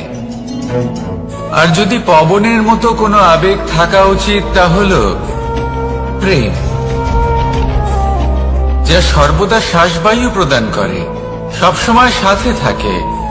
একে আমরা অনুভব করতে পারি না, কিন্তু এ আমাদের অনুভব করার জন্য প্রাণবায়ু প্রদান করে। আর যখন চক্রবাতের মতো সে ভয়ঙ্কর হয়ে ওঠে, তখন সমগ্র সংসার বদলে দেয়। এর সারমর্ম একটাই, শক্তি। মতভেদ, ক্রোধ, বিবাদের মধ্যে নেই। শক্তি যদি থাকে, তা আছে প্রেমের মধ্যে। তাই এই প্রেমকে মনের মধ্যে রাখুন আর আমার সাথে বলুন, রাধা রাধা। প্রত্যেকটা মানুষ আলাদা হয় আর অত্যন্ত বিশেষ হয়। প্রত্যেক মানুষ ভিন্ন ভিন্ন পরিবেশে পালিত হয়, বড় হয়। প্রত্যেকের নিজস্ব চিন্তা ভাবনা থাকে, নিজস্ব বিচারধারা থাকে। যখন অনেক ভিন্ন বিচারধারা একত্রিত হয়ে যায়, তখন শুরু হয় বিবাদ। এবার এই বিবাদের সময় আপনি দেখবেন, দুই ব্যক্তি যাদের মধ্যে এই বিবাদ হচ্ছে, সবসময় এটা প্রমাণ করতে চান যে তার সামনের ব্যক্তি এবং তার ভাবনা, তার বিচারধারা বা তার বক্তব্য হলো অনুচিত। এবার এটাই যদি প্রেম পূর্বক রূপে আপনি ভেবে দেখতে চেষ্টা করেন যে সামনের ব্যক্তিটির বক্তব্য, তার মানসিকতা আসলে কি, তাতে উচিত ঠিক কি, সেটা আমরা বুঝতে পারি। একদিকে হলো এই বিবাদ, যা আপনাকে সামনের ব্যক্তিটিকে অনুচিত প্রমাণ করতে বাধ্য করে। আর অন্যদিকে হলো প্রেম, যা সামনের ব্যক্তিটির যুক্তি বুঝতে সাহায্য করে, তাতে উচিত কি রয়েছে সেটা বুঝতে বাধ্য করে, তাকে মহান হয়ে ওঠার পথে অগ্রসর হতে বাধ্য করে। তাই এই বিবাদকে ত্যাগ করুন আর প্রেমকে আপন করে নিন, আর এই প্রেম ভাব নিয়ে বলুন, রাধা রাধা। এই সংসারে বড়ই বিচিত্র এক শব্দ আছে, মূল্য। এর প্রয়োগ আমরা জীবনেও করে থাকি, আবার ব্যবসাতেও করে থাকি। একজন উদ্যোগপতি সবসময় বলেন, ব্যবসার মূল্য সবসময় উচ্চমান হওয়া উচিত, তাতে লাভ বেশি। অন্যদিকে আরেকজন ব্যক্তি যিনি পরোপকারী, যিনি ঈশ্বরের দর্শনের অভিলাষী, তিনি বলেন জীবনের মূল্য সব থেকে উচ্চমান হওয়া উচিত। অনেক সময় মানুষ কি করে থাকেন, ব্যবসার এই মূল্য তা উচ্চতার শিখরে পৌঁছানোর লোভে জীবনের মূল্য নামিয়ে ফেলেন, যেখানে এই সমগ্র সংসার প্রেমের দ্বারা চালিত হয়। প্রেমই হলো এই সংসারের আধার। এবার যদি আপনি প্রেম করতে শিখে যান, তাহলে ব্যবসাতে নিশ্চিত রূপে লাভের সাথে সাথে কীর্তি এবং যশ লাভও করতে পারবেন। তা আমি নিশ্চিত রূপে বলতে পারি, কারণ ব্যবসাতে ওঠা নামা এসব চলতেই থাকে। জীবনকে আপনি যদি একবার উচ্চতায় নিয়ে যেতে পারেন, তাহলে তা কখনোই নামবে না। আসুন আর আমার সাথে ভালোবেসে বলুন, রাধা রাধা। যা বাধা দেয় তা হলো অবরোধ, যা এগিয়ে নিয়ে যায় তা হলো বিকাশ, আর যা ভাগ করে দেয় তা হলো গুণ। আপনি সবাইকে আনন্দ দিন, তার বদলে আপনিও আনন্দ পাবেন। আপনি সবার মধ্যে প্রেম ছড়ান, আপনিও তার বদলে প্রেমই পাবেন। এই দেখুন না, মেঘেদের দেখুন। এই যে মেঘ, এই মেঘের গুণ এইটা নয় যে এরা জল সংগ্রহ করে রাখে। এদের গুণ হলো এটাই যে এই মেঘ সকলের মধ্যে জল ভাগ করে দেয়। ধরিত্রীর এবং জগতের তৃষ্ণা নিবারণ হয়। সূর্য, সূর্যের গুণ এইটা নয় যে সে সব থেকে বেশি তেজস্বী। তার গুণ হলো এটাই যে সে নিজের তেজ সবার মধ্যে ভাগ করে দিতে পারে। ঠিক সেইভাবেই জীবনে আনন্দ, উল্লাস, প্রেম এই সব কিছুই ভাগ করে নিতে শিখুন। এটাই হলো একটা গুণ, আর তার বদলে আপনি দ্বিগুণ আনন্দ, দ্বিগুণ উল্লাস, দ্বিগুণ প্রেম অবশ্যই পাবেন। যদি আপনি এই সবকিছু নিজের কাছেই জমিয়ে রাখেন, তাহলে আপনি নিজের বিকাশে নিজেই বাধা দেবেন। আসুন আর আমার সাথে ভালোবেসে বলুন, রাধা রাধা। আপনি কখনো মাখনের হাঁড়ি ভেঙেছেন? কত আনন্দ পাওয়া যায়। এই মাখনের হাঁড়ি ভাঙলে পুরো মাখন আমাদের গায়ে এসে পড়ে আর মন উচ্ছ্বসিত হয়ে ওঠে। কিন্তু তার জন্য বালগোপালদের কত চেষ্টা করতে হয় সেটা কখনো ভেবে দেখেছেন? প্রথমে বড়ই পরিশ্রম করে একের উপর এক সাবধানে ওপরে চড়তে হয়, তারপরে ভারসাম্য বজায় রাখতে হয়, পড়ে গেলে হবে না। তারপর এই হাতের দ্বারা সেই মাখনের হাঁড়ি ভাঙতে হয়, তখন মাখন পড়ে। এবার এরকমই কিছু আমাদের জীবনে আমাদের সাথেও হয়। এবার আপনি বলবেন যে মাখনের হাঁড়ি ভাঙার এই প্রক্রিয়া, তার সাথে জীবনের কি সম্পর্ক থাকতে পারে? আসলে আমাদের মনের মাঝেও একটা হাঁড়ি রয়েছে, অহংকারের হাঁড়ি। আর এই অহংকারের হাঁড়ি যখন ভেঙে যায়, তখন প্রসন্ন হবার আনন্দ চতুর্দিকে ছড়িয়ে পড়ে। এই মন, এই আত্মা, এই দুই প্রসন্ন হয়ে যায়। কিন্তু তার জন্য আপনাদেরকেও বালগোপালের মতো চেষ্টা করে যেতেই হবে, ভারসাম্য বজায় রাখতেই হবে মনের মাঝে এবং এই বুদ্ধিতে, ভালো এবং মন্দের মধ্যে, লোভ এবং পরমার্থের মধ্যে। আর তারপর নিজে হাতে অহংকারের এই হাঁড়ি ভেঙে দিতে হয়। দেখুন, যদি ঈশ্বরের সঙ্গ লাভ করতে চান, তাহলে অহংকারের এই হাঁড়ি ভাঙতেই হবে। আসুন আর আমার সাথে ভালোবেসে বলুন, রাধা রাধা। মুঠো হাতের শক্তি বেশি, মুঠো খুললেই তা দুর্বল। তা এমন কি থাকা উচিত এই বন্ধ মুঠোয় যা লাখের সমান? মানসিকতা এবং স্বপ্ন। মানুষ জন্মগ্রহণ করে, তার মানসিকতা সময়ের সাথে উন্নত হয়। মানসিকতা অনুযায়ী সে স্বপ্ন দেখে, আর সেই স্বপ্ন সার্থক করতে সে পরিশ্রম করতে থাকে। কিন্তু খুব গুরুত্বপূর্ণ একটা কথা আছে যা আপনার মনে রাখা উচিত। আপনার এই মানসিকতা, আপনার এই স্বপ্ন, তা যেন আপনার নিয়ন্ত্রণে থাকে। আপনার বন্ধ মুঠোয় যেন এর লাগাম থাকে, আপনি যেন এর প্রভু হন। যদি তা হয় তবেই আপনি লাভবান হবেন। যদি এরা আপনাকে নিয়ন্ত্রণ করতে থাকে, যদি আপনার মুঠো খুলে যায়, না পথ আপনার নিয়ন্ত্রণে থাকবে, না মানসিকতা থাকবে, না স্বপ্ন নিয়ন্ত্রণে থাকবে। আর যদি তাই হয় তাহলে আপনি আপনার ভবিষ্যৎ নষ্ট করে ফেলবেন। তাই নিয়ন্ত্রণ করতে শিখুন নিজের বিচার বুদ্ধি, নিজের মানসিকতা, নিজের স্বপ্নকে। নিজের এই স্বপ্ন পূরণ করুন আর আমার সাথে ভালোবেসে বলুন, রাধা রাধা।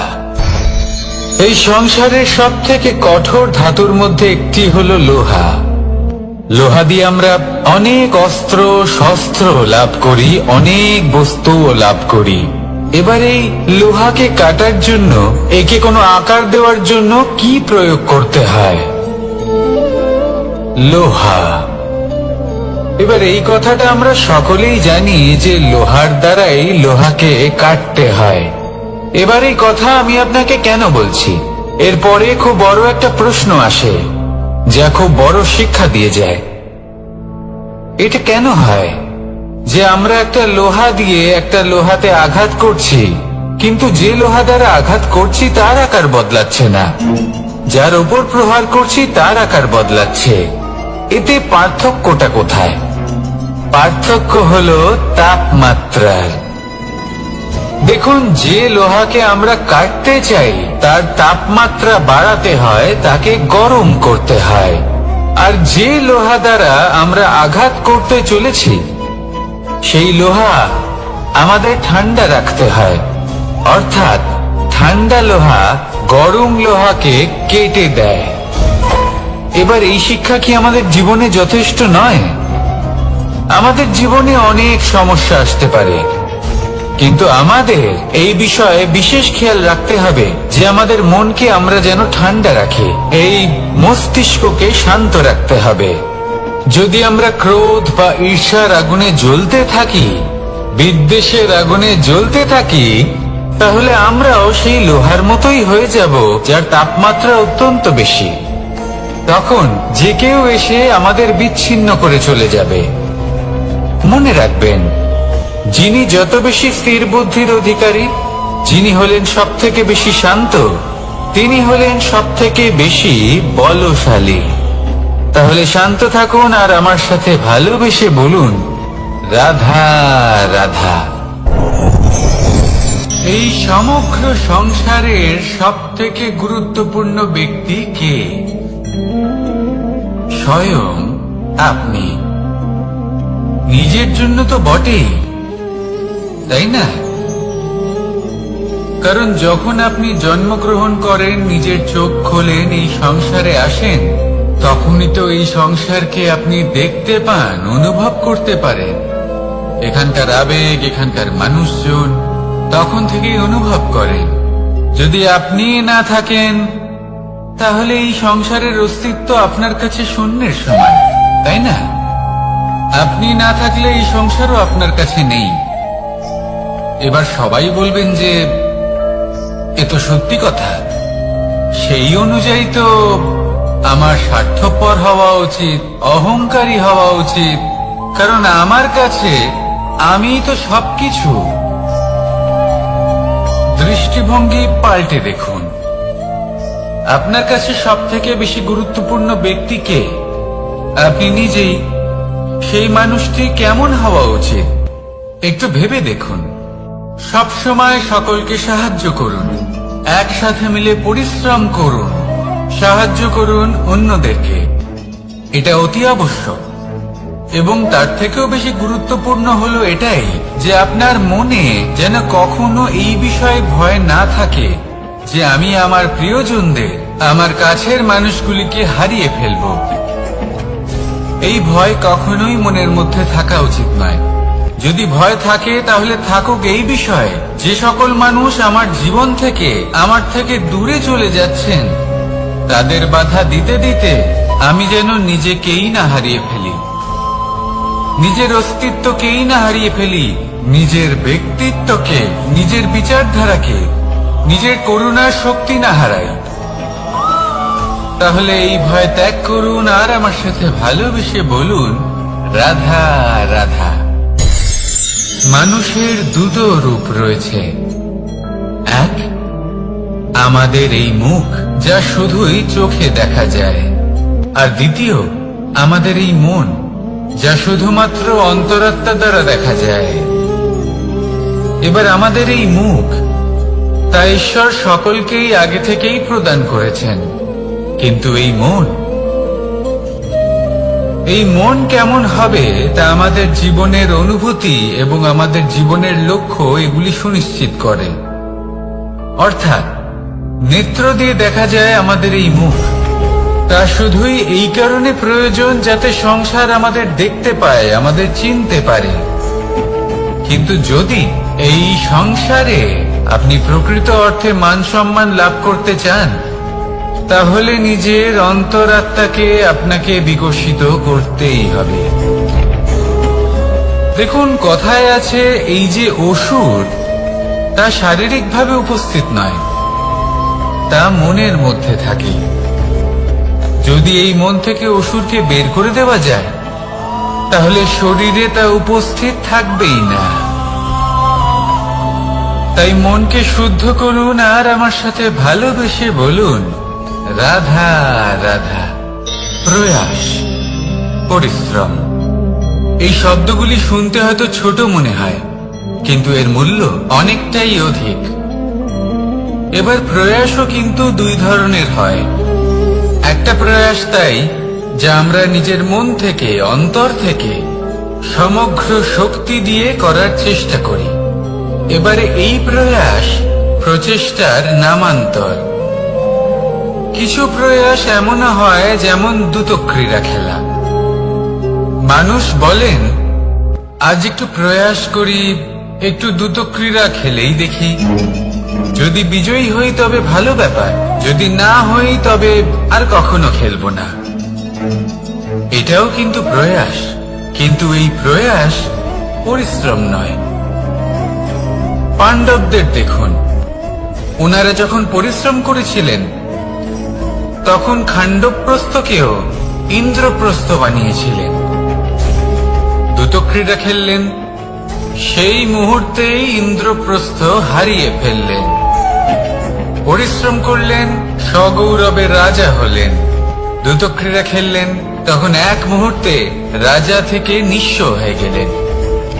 সারমর্ম এটাই যে দ্রুতক্রীড়া কখনো কখনো আপনার মিত্র হতে পারে, কখনো সে আপনাকে বিজয়ী করতে পারে, কিন্তু প্রয়াস এবং পরিশ্রম যখন একসাথে মিলিত হয় তখন তা সর্বদাই আপনার সাথে থাকে। প্রয়াস করতে থাকুন, পরিশ্রম করতে থাকুন, আর আমার সাথে ভালোবেসে বলুন, রাধা রাধা। মানুষ কখনো কখনো সময়কে নিয়ন্ত্রণ করতে চেষ্টা করে, কখনো কখনো সময়ের গুরুত্ব বুঝতে পারে না। এটা ভাবে যে এই কিছু মুহূর্ত কেটে যাক, একে অতিবাহিত করি, তাহলে কি বা হবে, কয়েকটা মুহূর্ত মাত্র। কিন্তু তা নয়। আজকের একটা মুহূর্ত ভবিষ্যতের অনেক বড় পরিবর্তনের ভিত হতে পারে। আজকের একটা মুহূর্ত আপনার ভবিষ্যৎকে উজ্জ্বল করে তুলতে পারে। সেই জন্য ছোট ছোট মুহূর্তগুলিকে অদেখা করবেন না। সময়কে কাজে লাগান, পূর্ণরূপে কাজে লাগান। এবার যদি আপনি কাউকে সাহায্য করতে চান আর সেই কারণেই যদি থেমে থাকেন, তাহলে ঠিক আছে, কারণ আপনি কাউকে সাহায্য করে তার জীবনকে আরো ভালো করে তুলতে চাইছেন, আরো শ্রেষ্ঠ করতে চাইছেন। এই পুণ্য, এই কর্ম ফিরে আপনার কাছেই আসবে আর আপনার জীবনকে শুভ করে তুলবে। কিন্তু যদি আপনি আলস্যের কারণে থেমে থাকেন এবং কিছুই না করেন, সময় নষ্ট করেন, তাহলে কিন্তু একটাই ঘটনা ঘটবে, আপনার ভবিষ্যৎ বিপদগ্রস্ত হয়ে পড়বে, আর কিছুই নয়। সেই জন্য এটা বোঝা প্রয়োজন যে কখন থামতে হবে এবং কেন থামতে হবে। যদি আপনার থামার কারণ এবং সময় অনুচিত হয়ে থাকে, তাহলে আপনার ভবিষ্যৎ কখনোই উচিত হতে পারে না। সেই জন্য সময়কে সম্মান করুন আর পূর্ণ ব্যবহার করতে শিখুন। আর আমার সাথে ভালোবেসে বলুন, রাধা রাধা। জীবনে সবসময় সেটা হয় না যা আমরা চাই, তেমন ভাবে হয় না যেমন ভাবে আমরা চাই।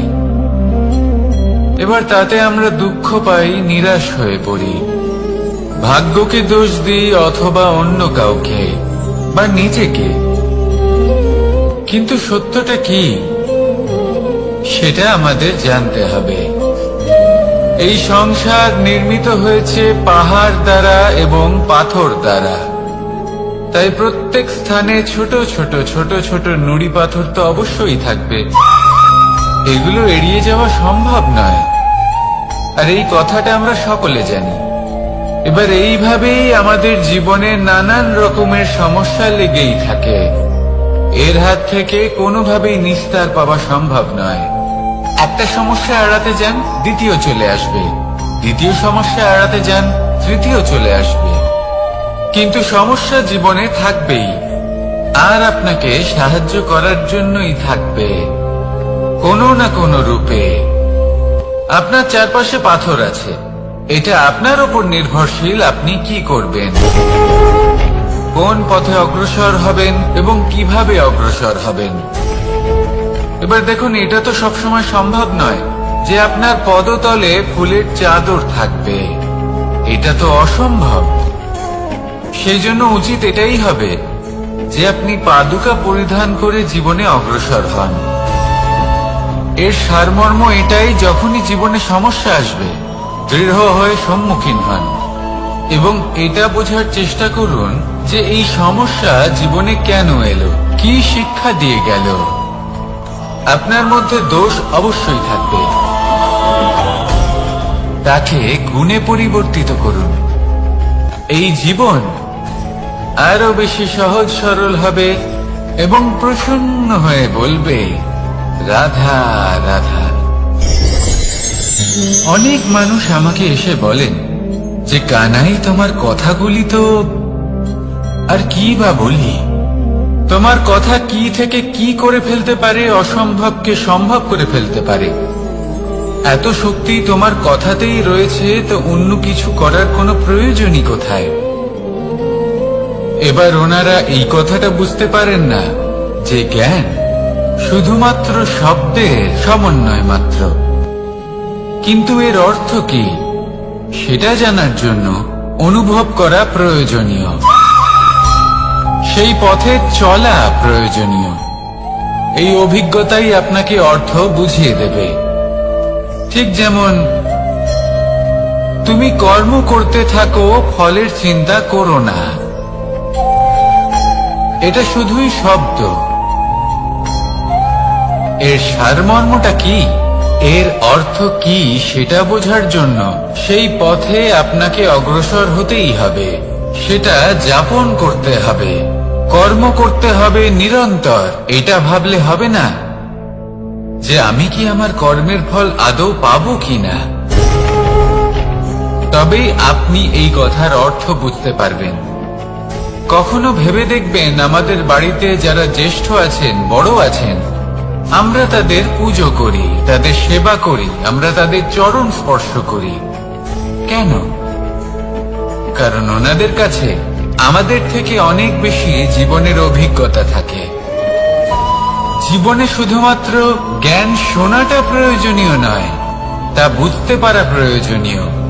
তা যদি যাপন করেন তবেই অভিজ্ঞতা হবে, তবেই প্রকৃত অর্থ বুঝতে পারবেন। তাহলে জ্ঞান শুধু শুনবেন না, বুঝুন, তাকে আচরণে আনুন এবং আমার সাথে ভালোবেসে বলুন, রাধা রাধা। এই সংসারের সব থেকে গুরুত্বপূর্ণ তত্ত্ব কোনটা? প্রথম হলো সময়। জন্ম থেকে মৃত্যু পর্যন্ত এই যে সময়, এটাই তো হলো জীবন। দ্বিতীয় হলো জীবন, যাতে আমরা সময়ের সদ্ব্যবহার করি, শ্রেষ্ঠ থেকে শ্রেষ্ঠতর কাজ করার চেষ্টা করি, বহু বছরের এই পরম্পরা, এই সংস্কৃতিকে এগিয়ে নিয়ে যাওয়ার চেষ্টা করি, এই সংসারে আমরা অংশগ্রহণ করতে চেষ্টা করি। তৃতীয় হলো ধন, সেই ধন যা প্রত্যেক ব্যক্তি অর্জন করতে চেষ্টা করেন। এবার এই তিনটি তত্ত্বের মধ্যে একটা সামঞ্জস্য আছে, সমান ব্যাপার আছে। সে ধনই হোক বা সময় হোক বা হোক জীবন। আর সেই সমান ব্যাপার হলো যে যদি আপনি এটা গণনা করতে থাকেন তাহলে তা কমতে থাকে, যদি আপনি এটা ব্যবহার করেন তাহলে তা বাড়তে থাকে। একে সংগঠিত করে রাখতে চেষ্টা করলে এ হাত থেকে ফসকে যায়, কিন্তু যদি আপনি একে সামলে রাখতে শিখে যান তাহলে এমন কাজ করবেন যাতে সংসারের সাথে সাথে পরবর্তী প্রজন্ম লাভবান হবে। যদি কিছু শিখতে চান তাহলে সামলাতে শিখুন, গণনা করা বা সংগঠিত করা নয়। আসুন আর আমার সাথে ভালোবেসে বলুন, রাধা রাধা। এই জীবনে আমাদের দুজন সঙ্গী, এক হলো অন্ধকার আর এক হলো প্রকাশ। এবার যখন এই অন্ধকারে আমরা প্রদীপ জ্বালাই, সেই প্রকাশের জন্য অন্ধকার আমাদের উপর রুষ্ট হয়ে চলে যায়। এবার যদি অন্ধকারকে খুশি করতে যাও তাহলে প্রকাশ আমাদের উপর রুষ্ট হয়ে চলে যায়। এ হলো ঠিক সেই পরিস্থিতি যে আমাদের দুই বন্ধু, তাদের মধ্যে সদ্ভাব নেই। যদি কোনো একজনের মান ভাঙাতে বা খুশি করতে যাও তাহলে দ্বিতীয়জন অবশ্যই রুষ্ট হয়।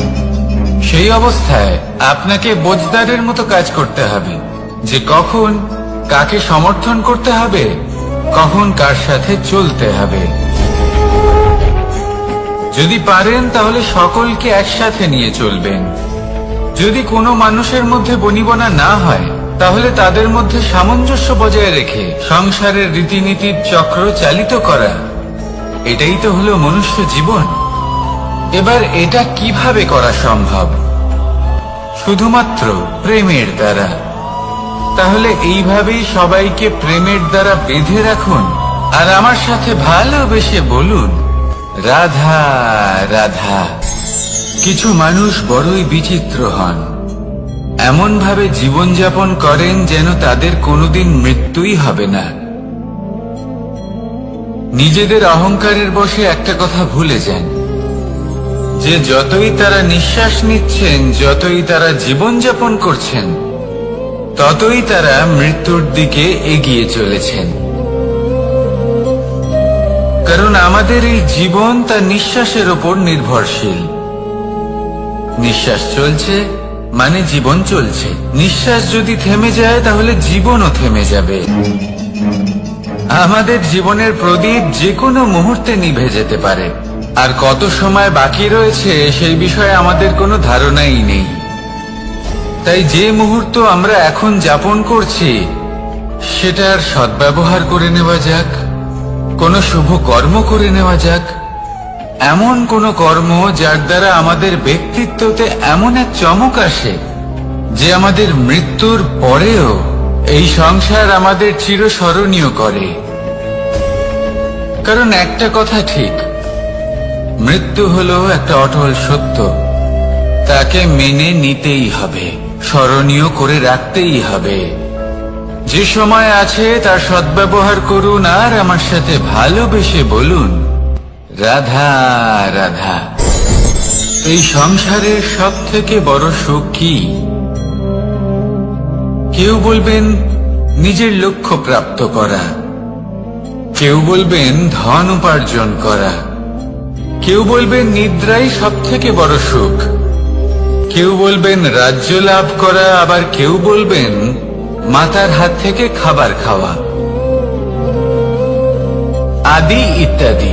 কিন্তু যদি সত্যি কথা বলি, এই সংসারের সব থেকে বড় সুখ হলো সেবা করা। কখনো কাউকে সেবা করে দেখুন। এই সেবা দ্বারা অন্য কোনো মানুষের আশীর্বাদ লাভ করাতেই সুখ রয়েছে। আপনার সেবা ভাব দ্বারা যখন কোনো মানুষ নিজের অন্তরাত্মা থেকে আপনাকে আশীর্বাদ করে, তার থেকে বড় সুখ আর কিছুই নেই। কারণ প্রত্যেক মানুষের মধ্যে ঈশ্বর বাস করেন। নরের সেবাই হলো নারায়ণের সেবা। নিষ্কাম সেবা করাই হলো সব থেকে বড় সুখ। তাই নিজের অন্তরে সেবার এই ভাব জাগ্রত করুন। যে সুখের কথা আমি বলছি, সেই সুখ অনুভব করেই দেখুন। এই মন সুপ্রসন্ন হয়ে বলবে, রাধা রাধা। জীবনে এমন কিছু কাজ রয়েছে যা আপনাকে একাই করতে হয়, আর এমন কিছু কাজ রয়েছে যা আপনাকে একসাথে মিলে করতে হয়, একজোট হয়ে, সঙ্গবদ্ধ হয়ে। এবার সঙ্গবদ্ধ বলতে কি বোঝাতে চাইছি? আমি তাদের কথা বলছি না যারা বাস্তবিকভাবে একে অপরের সাথে কাজ করেন। আমি তাদের কথা বলছি যারা একে অপরের থেকে দূরে থেকেও একে অপরকে বিশ্বাস করেন। আমি আগেও বলেছিলাম, সমস্ত বিশ্বের আশা বিশ্বাসেই বসবাস করে, তাই না? তাই যেখানে সমস্ত বিশ্ব আছে, সমস্ত সংসার আছে, সেইখানেই বিশ্বাস রয়েছে। তাই আপনার আশেপাশে এমন দল সঙ্গবদ্ধ করুন যাদের আপনার উপর বিশ্বাস আছে আর যাদেরকে আপনি বিশ্বাস করতে পারেন। তাহলে আসুন আর আমার সাথে ভালোবেসে বলুন, রাধা রাধা।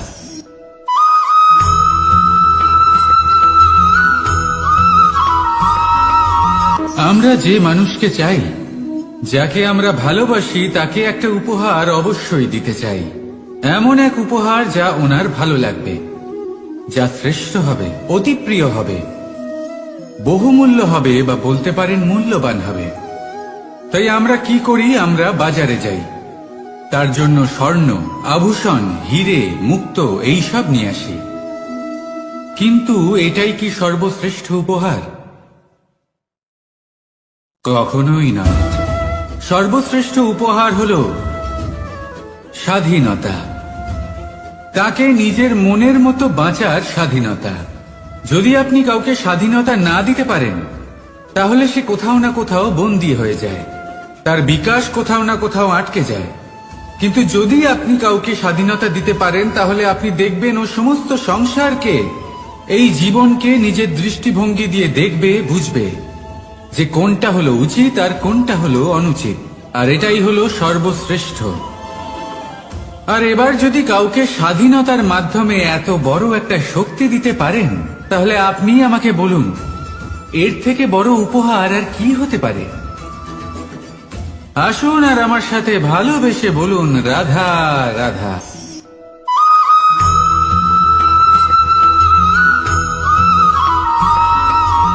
পিতা আর পুত্রের সম্পর্ক অত্যন্ত মধুর হয়ে থাকে। পিতা স্বপ্ন দেখেন, তাকে পূর্ণ করার সকল সম্ভাব্য চেষ্টা করেন, কিন্তু তাও অনেক সময় ওনার স্বপ্ন অপূর্ণ থেকে যায়। তখন পিতা ভাবেন যে স্বপ্ন উনি পূর্ণ করতে পারেননি, ওনার সন্তান তা অবশ্যই পূরণ করবে। যে স্থানে উনি কখনো পৌঁছতে পারেননি, সেই স্থানে ওনার পুত্র অবশ্যই পৌঁছবে। পিতা নিজের সন্তানের ভবিষ্যৎ নিয়ে সেই স্বপ্ন দেখেন, আর যখন সেই সন্তান সামনে এগোতে থাকে, তখন তার দুঃখ হয় না, বরং গর্ব হয়। ওনার ভালো লাগে এটা দেখে যে ওনার সন্তান অনেক উন্নতি করছে।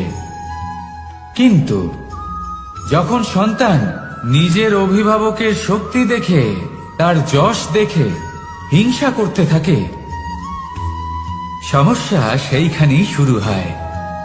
সেই জন্য সকল সন্তানকে এটা মনে রাখতে হবে, দেখুন, পুত্র হবার সুবাদে এক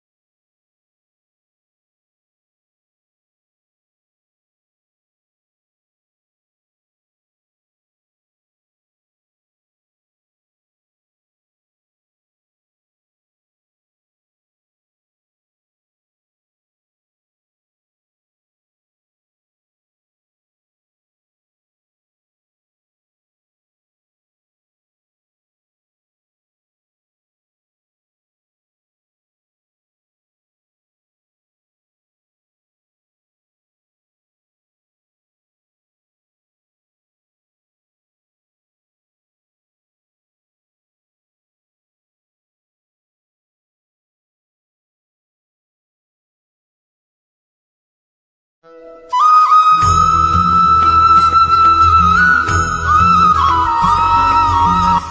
যখনই কোনো যাত্রায় যাব বলে মনে করি তখনই আমরা প্রস্তুত থাকি আসন্ন বিপদের জন্য বা সংকটের জন্য। যেমন যদি আমাদের মনে হয় যে আজকের পরিবেশ খুব ঠান্ডা হবে, তাহলে আমরা গরম বস্ত্র ধারণ করি বা সেটাকে সাথে নিয়ে যাই। যদি মনে হয় যে বৃষ্টি হতে পারে বা বৃষ্টি হয়ে চলেছে আমরা দেখছি, তাহলে আমরা একটা ছাতা সাথে নিয়ে নিই। আমরা প্রস্তুত থাকতে চাই এবং এটাই উচিত, এবং সেই কারণেই আমরা যাত্রায় সাফল্য লাভ করি। কিন্তু যদি আমরা কথা বলি জীবনযাত্রা নিয়ে, যা কিনা সব থেকে বেশি গুরুত্বপূর্ণ, তাহলে তার জন্য আমরা পূর্ণরূপে প্রস্তুত থাকি না। আশেপাশের মানুষ, এই সমাজ, আমাদের সাথী, আমাদের মিত্ররা যে কোনো মুহূর্তে বদলে যেতে পারেন। সেই জন্য আমরা নিজেদেরকে কখনো সাবধান করি না, কখনোই নিজেদের প্রস্তুত করি না। আমাদের এটা কখনোই মনে হয় না যে এরকম হতে পারে, আর সেই কারণেই শেষে গিয়ে আমরা অত্যন্ত দুঃখ পাই। একটা অমূল্য শিক্ষা আছে যেটা আমাদের লাভ করা উচিত। সতর্ক থাকা উচিত। এই জীবনযাত্রার জন্য শুধুমাত্র এই পরিবেশের বিষয়ে তথ্য সংগ্রহ করা বা তাকে অনুমান করা এটুকু হলেই চলবে না। আমাদের আশেপাশের মানুষজনকে দেখতে হবে, তাদের স্বভাব পরিস্থিতির ওপর নজর রাখতে হবে। যখন তারা রং পাল্টাচ্ছেন নজর রাখতে হবে, তা অত্যন্ত আবশ্যক। পরিবর্তন আপনার জীবনে অবশ্যম্ভাবী। সঠিকভাবে তার সম্মুখীন হন। আসুন আমার সাথে ভালোবেসে বলুন, রাধা রাধা।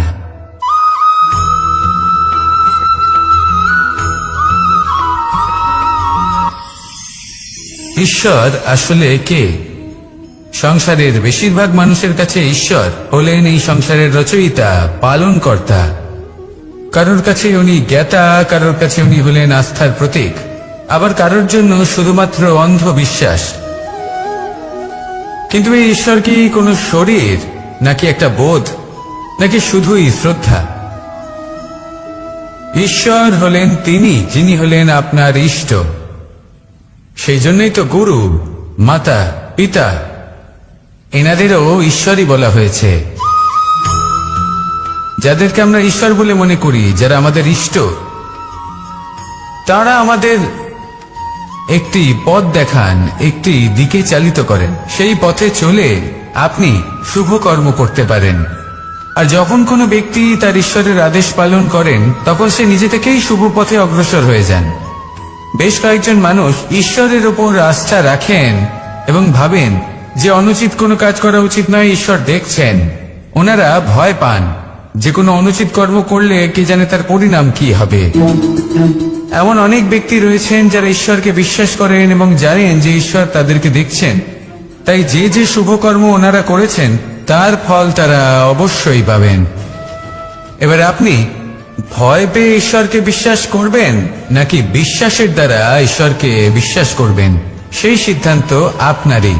কিন্তু হ্যাঁ, যদি আপনার মনে ঈশ্বরের জন্য কোনো স্থান থাকে, যদি আপনার কোনো ইষ্ট থাকেন, যদি আপনি কাউকে ঈশ্বর মনে করেন, যার প্রত্যেক আদেশ আপনি পালন করে থাকেন, তাহলে বলি ঈশ্বর কখনো আপনাকে অনুচিত পথে চালিত করবেন না। আসুন আমার সাথে ভালোবেসে বলুন, রাধা রাধা।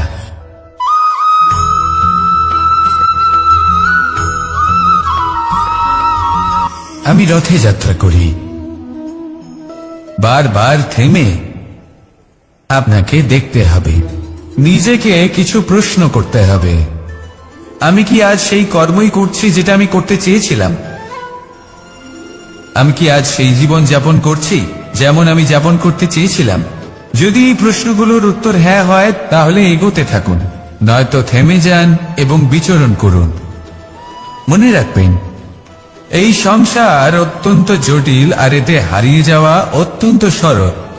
সেই জন্য নিজে থেকে বারবার থামা এবং জীবন চিন্তন করা অত্যন্ত আবশ্যক। তাহলে সেটাই করুন, আর আমার সাথে ভালোবেসে বলুন, রাধা রাধা।